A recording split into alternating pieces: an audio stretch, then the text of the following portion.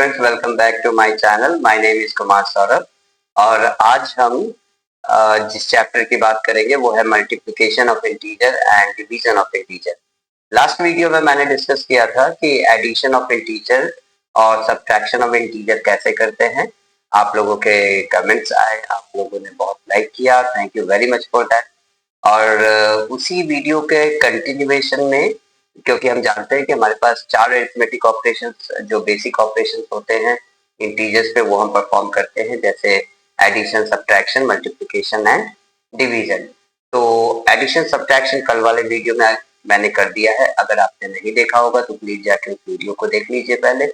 और addition subtraction के बाद आज हम लोग स्टार्ट करेंगे मल्टीप्लिकेशन एंड डिवीजन। आज हम लोग देखेंगे वो क्या रूल्स होते हैं, वो कौन सी चीजें होती हैं जिनका ख्याल हमें रखना पड़ता है जब हम इंटीजर्स पे मल्टीप्लिकेशन या डिवीजन का प्रोसेस परफॉर्म करते हैं। तो चलिए स्क्रीन पे चलते हैं। तो आशा है कि आप लोगों को स्क्रीन दिख रहा होगा। तो यहाँ देखिए, मैम ने स्टार्ट किया ये मल्टीप्लिकेशन ऑफ इंटीजर्स। तो बिल्कुल कल की तरह जैसे हमने कल इसको सीखा था, बिल्कुल उसी टाइप से हम लोग आज भी इसका रूल्स पहले देखेंगे। तो रूल्स ये कहता है कि जब भी हम मल्टीप्लाई करते हैं इंटीजर्स का, तो जब आप केवल पॉजिटिव नंबर्स पे मल्टीप्लिकेशन करते हैं तब तो आपको सबसे इम्पोर्टेंट चीज है कि आपको टेबल याद रहना चाहिए। अगर आपको टेबल नहीं याद है तो पहला काम ये कीजिए कि आप कम से कम एटलीस्ट 20 तक के टेबल बिल्कुल उसको मेमोराइज कर लीजिए। क्योंकि बहुत सारे स्टूडेंट सोचते हैं कि हम मल्टीप्लाई करके एग्जाम में कर लेंगे, हमें मल्टीप्लिकेशन आता है, बट द प्रॉब्लम इज कि एग्जाम के टाइम में आपके पास इतना समय नहीं रहता और नंबर ऑफ क्वेश्चन ज्यादा होते हैं। तो बहुत बच्चों का ये कंप्लेन होता है कि हमारे पास टाइम नहीं बचा एग्जाम में। तो टाइम क्यों नहीं बचा? क्योंकि उसी एग्जाम में कुछ बच्चे 80 आउट ऑफ 80 लेके आते हैं, 100 आउट ऑफ 100 लेके आते हैं, 10 मिनट उनका बच भी जाता है रिवीजन के लिए। तो उसका जो मैंने आज तक एक्सपीरियंस किया है, तो मेरे हिसाब से एक ही रीजन है और वो है आपका कैलकुलेशन पार्ट। कुछ बच्चे बहुत ज्यादा मेहनत करते हैं, सारे सवाल प्रैक्टिस करते हैं, बट वो कैलकुलेशन में इतने अच्छे नहीं। अब अगर आप कैलकुलेशन में अच्छे नहीं होंगे तो आपको जो भी एग्जाम में क्वेश्चन आ रहा होगा तो आपको उसको कैलकुलेशन करने में टाइम लगेगा। समझिए आपको टेबल नहीं याद है, तो आप हर बार जब मल्टीप्लिकेशन आएगा तब आप मल्टीप्लाई करेंगे, तो इसमें आपका कितना टाइम जाएगा। लेकिन अगर आपको टेबल याद रहेगा तो आप जल्दी से जल्दी मल्टीप्लाई कर सकते हैं। और इससे छोटा छोटा चीजें 1 मिनट 2 मिनट 1 मिनट 2 मिनट हर सवाल में बचाए, तो लगभग 10 मिनट 15 मिनट हमें लास्ट में मिल गया ताकि हम रिवाइज कर सकें। तो टेबल याद करना बहुत जरूरी है। तो देखते हैं, मल्टीप्लिकेशन तो सबको आता ही है। आप पॉजिटिव इंटीजर्स का मल्टीप्लिकेशन अच्छे से जानते हैं कैसे किया जाता है। आज मैं ये डिस्कस करने नहीं आया कि मल्टीप्लिकेशन या डिवीजन कैसे करते हैं। आज जो मेरा पर्पस है वो ये है कि अगर हमारे मल्टीप्लिकेशन और डिवीजन में दोनों तरह के नंबर हो, मतलब पॉजिटिव नंबर भी हो और निगेटिव नंबर भी हो, तो हम लोग कैसे मल्टीप्लाई करेंगे और साइन क्या यूज करेंगे वहां पे। तो देखिए, सबसे पहले यहाँ पे अ, एक सेकेंड, यहाँ पे आप देख रहे होंगे कि ये मैंने कुछ रूल्स लिख रखे हैं। जैसे अगर हम मल्टीप्लाई करते हैं तो यहाँ भी हमारे पास 4 केसेस हो सकते हैं। ऐसा हो सकता है कि दोनों इंटीजर पॉजिटिव नंबर्स के हों, दोनों इंटीजर निगेटिव नंबर्स के हों, दोनों इंटीजर में एक प्लस हो, एक पॉजिटिव नंबर हो, एक निगेटिव, और दूसरा लास्ट वाला एक नंबर निगेटिव और पहला नंबर निगेटिव और दूसरा पॉजिटिव हो सकता है। तो इस केस में जो रूल हमको याद रखना है, कल के वीडियो में भी हमने डिस्कस किया था कि अगर पॉजिटिव नंबर को पॉजिटिव नंबर के साथ मल्टीप्लाई करते हैं तो जो रिजल्ट आएगा उसमें जो साइन होगा वो पॉजिटिव होगा। माइनस को माइनस साइन के साथ मल्टीप्लाई करते हैं तो भी पॉजिटिव आएगा हमारा, और अगर प्लस को माइनस के साथ मल्टीप्लाई करते हैं तो साइन माइनस का रहेगा। माइनस को प्लस के साथ मल्टीप्लाई करते हैं तो भी साइन माइनस का रहेगा। कुछ एग्जाम्पल से देखते हैं। जैसे यहाँ हमने लिखा +3 मल्टीप्लाई +2, तो +3 मल्टीप्लाई +2 ये दोनों पॉजिटिव इंटीजर्स है। देखिए, जब आपको इंटीजर्स का मल्टीप्लिकेशन करना हो तो आपको सबसे पहले ये समझना है कि नंबर्स को पहले आप मल्टीप्लाई कर दीजिए, पहले आप साइन के बारे में मत सोचिए। जो भी नंबर्स है, अगर आपको टेबल याद है, तो जैसे यहाँ 3 है, +3 है या -3 है, इसके बारे में हम बात नहीं कर रहे हैं। यहाँ प्लस 2 है तो प्लस 2 है या प्लस या माइनस 2 है, इसके बारे में बात नहीं कर रहे। अभी हम ये देख रहे हैं कि नंबर क्या, 3 है 2 है, तो 3 मल्टीप्लाई 2 6, तो 6 हम लिख देंगे यहाँ पे। इसके बाद अब हम जब मल्टीप्लाई कर चुके नंबर का, अब हम साइन की बात करेंगे कि पहला साइन क्या है प्लस, दूसरा साइन क्या है प्लस। तो प्लस मल्टीप्लाई प्लस कितना आएगा, प्लस आएगा, तो 6 के आगे प्लस, तो आंसर क्या हो जाएगा, प्लस 6। दूसरा वाला एग्जांपल देखते हैं, 3 मल्टीप्लाई 2, यहाँ भी पहले हम नंबर देखेंगे, साइन को बिल्कुल देखना ही नहीं है पहले स्टेप में। तो 3 मल्टीप्लाई 2 भी 6 होगा, लेकिन साइन अब देखते हैं, पहला इंटीजर भी निगेटिव है, दूसरा इंटीजर भी निगेटिव है, मतलब माइनस दोनों इंटीजर्स में है। तो माइनस मल्टीप्लाई माइनस, रूल देखिए, माइनस इंटू माइनस प्लस, तो दूसरा इंटीजर भी +6 होगा। तीसरा एग्जांपल देखते हैं, पहला +3, दूसरा -2, मतलब एक पॉजिटिव इंटीजर, दूसरा निगेटिव इंटीजर। तो हम फिर से साइन को देखे बिना पहले नंबर का मल्टीप्लिकेशन कर लेते हैं। तो 3 मल्टीप्लाई 2 हो गया 6, और साइन प्लस इंटू माइनस, तो फिर से देखिए प्लस इंटू माइनस क्या होता है, माइनस। अब लास्ट एग्जांपल हम देखते हैं, यहाँ पे देखिए कि पहला नंबर निगेटिव है, दूसरा नंबर पॉजिटिव है, तो फिर से हम सिर्फ नंबर को मल्टीप्लाई करते हैं, 3 मल्टीप्लाई 2 6, और माइनस इंटू प्लस क्या हो जाएगा, माइनस। तो यहाँ आपने देखा कि हम एक रूल को इससे कंक्लूड कर सकते हैं, हम एक तरह का रूल डेवलप कर सकते हैं कि अगर दोनों इंटीजर के साइन सेम हो, मतलब आइदर दोनों पॉजिटिव हो और दोनों निगेटिव हो, तो मल्टीप्लिकेशन में प्लस का साइन आता है। अगर दोनों इंटीजर के साइन डिफरेंट हो, मतलब एक नंबर पॉजिटिव है दूसरा नंबर निगेटिव है, तो मल्टीप्लाई में माइनस का साइन आता है। बहुत ही सिंपल सा रूल हम डिस्कस इस तरह कर सकते हैं कि अगर सेम साइन हो गया, यहाँ भी हम वही देखेंगे, तो मतलब दोनों इंटीजर का अगर सेम साइन है, दोनों पॉजिटिव हैं या दोनों निगेटिव हैं, तो जो भी रिजल्ट आएगा मल्टीप्लिकेशन के बाद उसके आगे प्लस का साइन लगाएंगे। अगर दोनों साइन, जो दो इंटीजर्स जिसको हम मल्टीप्लाई कर रहे हैं, दोनों साइन अगर अपोजिट साइन है, मतलब एक पॉजिटिव है एक निगेटिव है, तो उस केस में जो रिजल्ट आएगा उसके आगे जो साइन लगेगा वो निगेटिव साइन लगेगा। ये देखिए निगेटिव साइन यहाँ भी है, निगेटिव साइन यहाँ, ठीक है। तो मल्टीप्लिकेशन ऑफ इंटीजर हमने समझ लिया। रूल को जल्दी से रिवाइज करते हैं हम लोग। अगर दोनों इंटीजर पॉजिटिव हो तो नंबर को मल्टीप्लाई करने के बाद साइन पॉजिटिव लगाना है, मतलब positive integer multiply positive integer is equal to positive sign वाला आंसर आएगा। और अगर जो दोनों इंटीजर हैं, अगर उनके साइन अपोजिट है, मतलब एक पॉजिटिव साइन है दूसरा निगेटिव है, तो जो साइन आएगा वो निगेटिव साइन आएगा। बाकी नंबर्स का मल्टीप्लाई, तो नंबर्स का मल्टीप्लाई करने के लिए आपको टेबल याद रखना पड़ेगा।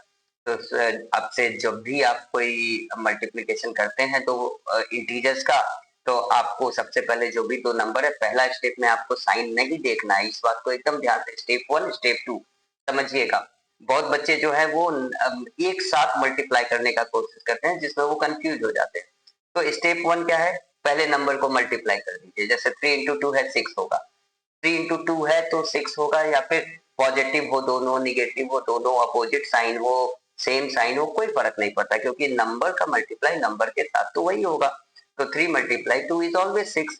अब हमको सेकेंड स्टेप में देखना है कि अब साइन क्या है। अगर दोनों के सेम साइन है, मतलब दोनों का पॉजिटिव साइन है, तो +6, दोनों का निगेटिव साइन है तो भी +6, अगर दोनों के अपोजिट साइन है तो फिर -6।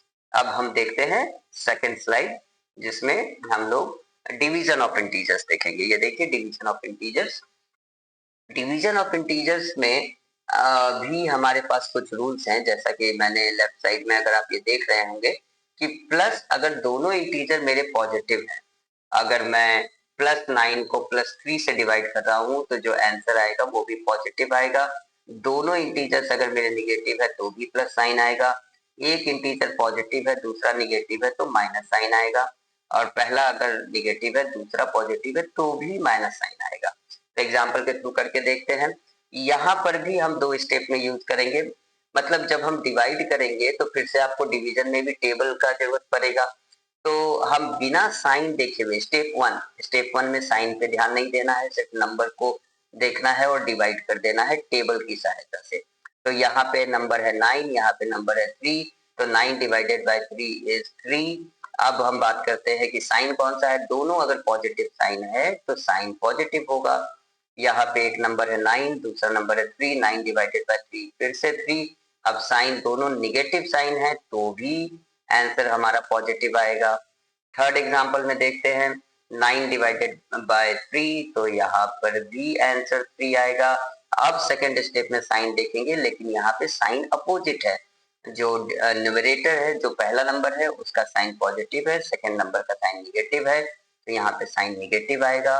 और फोर्थ एग्जांपल में देखते हैं कि अगेन 9 डिवाइडेड बाय 3 आप कर लीजिए पहले टेबल की मदद से। इसके बाद पहला जो साइन है वो निगेटिव है, दूसरा साइन पॉजिटिव है, तो यहाँ भी साइन निगेटिव आएगा।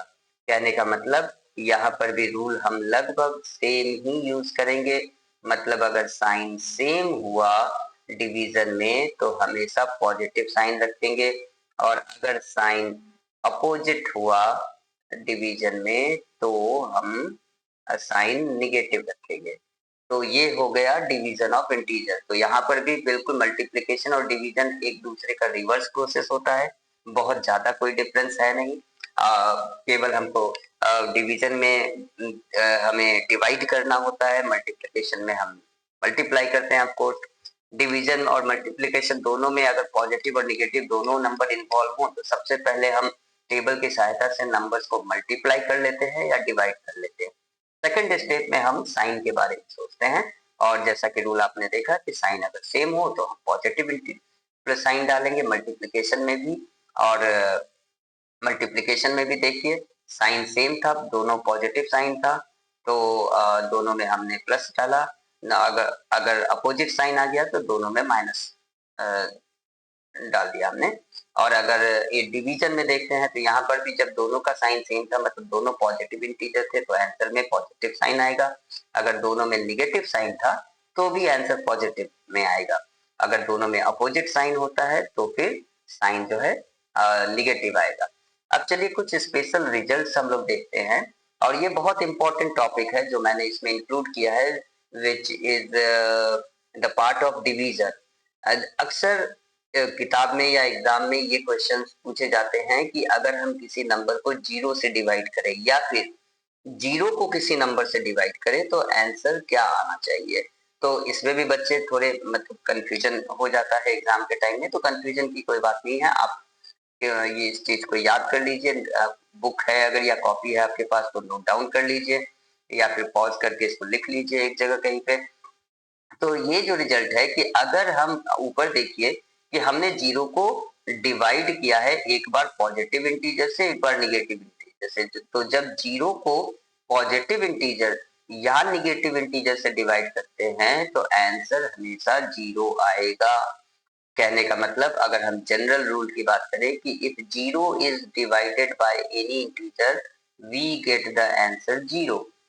बट वहीं पे अगर किसी भी इंटीजर आइदर पॉजिटिव इंटीजर हो या निगेटिव इंटीजर हो, अगर इनमें हम जीरो से डिवाइड करें, मतलब किसी नंबर को हम जीरो से डिवाइड करें, तो ये प्रोसेस मीनिंगलेस है। इसलिए बुक में या बहुत जगह पे इसको या तो अनडिफाइंड कर दिया जाता है, मतलब ये प्रोसेस पॉसिबल नहीं है, आपको इसमें कोई भी यूनिक रिजल्ट नहीं मिल पाएगा। तो इसको हम इसके आंसर में हम लिखते हैं अनडिफाइंड, या मीनिंगलेस भी लिख सकते हैं। तो अगर हम जनरल रूल की बात करें कि जनरली हम अगर एक लाइन में इसको याद रखना चाहें तो कैसे रखेंगे कि zero divided by any integer is equal to always zero, और एनी इंटीजर आइदर पॉजिटिव और negative is divided by zero, then the answer will be undefined. मतलब ये पॉसिबल नहीं है कि इसका कोई आंसर आए। तो आज का वीडियो हम यहीं पे खत्म करते हैं। आपको मैं फिर से कह रहा हूं कि अब आपने रूल सीख लिया, समझ लिया। अब जो भी रेफरेंस बुक आपके पास है, एनसीईआरटी है या फिर कोई भी अदर रेफरेंस बुक है जो आपके स्कूल में चल रहा हो, आप वो उठाइए और उसको प्रैक्टिस कीजिए। अगला जो वीडियो हमारा होगा, अगले वीडियो में मैं कुछ इम्पोर्टेंट और अच्छे-अच्छे क्वेश्चंस जो इंटीजर्स पे पूछे जाते हैं, वो लेके आऊँगा और हम लोग उन क्वेश्चंस को सॉल्व करेंगे। लेकिन जब तक वो वीडियो नहीं आ रहा है, तब तक आपसे यही रिक्वेस्ट है और आपको यही मैं सजेशन देता हूँ कि आप फिलहाल जो बेसिक प्रॉब्लम्स हैं, जो कि बुक में दिया हुआ है, डायरेक्ट प्रॉब्लम्स हैं कि कैसे डिवाइड क्या करें, कैसे वो उसकी आप प्रैक्टिस कीजिए। कम से कम 30, 40, 50 सवाल आप बनाइए, तब आपको कॉन्फिडेंस आएगा। उसके बाद फिर हम कॉम्प्लिकेटेड क्वेश्चंस में भी आगे हम ये करेंगे। तो thank you very much for watching my video once again. आशा है कि आपको हमारा वीडियो पसंद आया होगा और नेक्स्ट वीडियो के लिए अब वेट करते हैं। Thank you very much for watching this. Take care, bye bye.